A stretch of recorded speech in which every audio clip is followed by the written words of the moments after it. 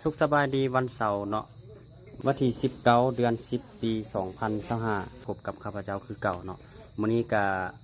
มายืนอยู่ที่ภาคสนามโครงการดินจัดสรรบ้านนาเซี่ยวเนาะซึ่งว่าเป็นดินเป่าว่างเนื้อที่3 เฮกตาร์ครึ่งเกือบ4 เฮกตาร์สำหรับโครงการนี้เนาะมื้อนี้ก็ได้เอาทีมงานเนาะได้พาทีมงานมาจับระดับความสูงของโครงการดินจัดสรรของเฮาตัวนี้เนาะว่าจะจัดสรรระบบน้ำให้ไหลไปในทิศทางที่พวกเราต้องการอยากให้มันจะไปเนาะตามแบบแผนผังดินเลยเนาะโดยปกติแล้วเนาะน้ำก็จะไหลจากจุดที่สูงไปหาจุดที่ต่ำเนาะซึ่งว่าแผนผังของเราก็ได้ออกแบบไปตามสภาพพื้นที่ของโครงการเนาะที่ว่ามันเหมาะสมเนาะน้ำก็จะไปตามเส้นทางที่พวกเราออกแบบมาเลยเนาะพี่น้องเนาะสำหรับโครงการนี้เนาะเป็นโครงการหนึ่งที่ว่าพวกเขาตั้งใจอยากจะพัฒนาให้มันเป็นโครงการหนึ่งที่ว่านอนอยู่ในโครงการที่งามที่สุดและก็ได้มาตรฐานเนาะมีไฟฟ้ามีน้ำประปาคือเก่าหั่นแหละพี่น้องเนาะสิ่งอีกและอีกอย่างหนึ่งที่พวกเขาอยากจะเฮ็ดก็คือเส้นทางคอนกรีตกว้าง7 เมตรเนาะทางเข้าหลบไปในตัวดินเลยเนาะสำหรับโครงการนี้เนาะทางเข้าก็จะสามารถเข้าออกได้หลายเส้นทางเลยเนาะพี่น้องเนาะหอมที่1ก็จะแมนหอม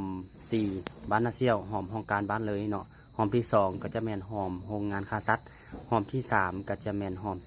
12เนาะแล้วก็เข้าทางบ้านหนองพญาแดแล้วก็อีกหลายๆหอมเนาะอันนั้นจะเป็น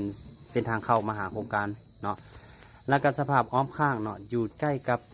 สถานที่สำคัญเนาะว่าจะเป็นห้องหมอแม่และเด็กบอกว่าจะเป็นมหาวิทยาลัยแห่งชาติมสดงโดกเนาะบอกว่าจะเป็นเขตพงทรัพย์อย่างที่ตลาดสดอดซี่เนาะบนทางขึ้นทางด่วนอย่างที่นะ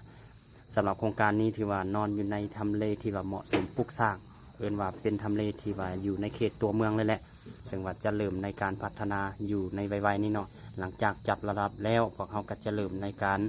ปรับถมเนาะให้มันเพียงแล้วก็จัดสรรระบบน้ำให้มันได้ตาม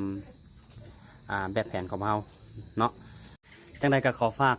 บรรณาฐานติดตามการพัฒนาโครงการดินจัดสรรโครงการนี้เนาะผ่านเพจนี้เนาะข้าพเจ้าจะมาอัปเดตการพัฒนา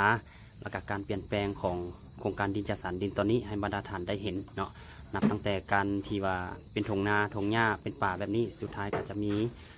คนมาซื้อมาจับมาจองมาปลูกสร้างที่อยู่อาศัยสุดท้ายดินก็จะกลายเป็นชุมชนมีคนมาอยู่อาศัยจำนวนหลายแล้วก็มีการเจริญมีการพัฒนาขึ้น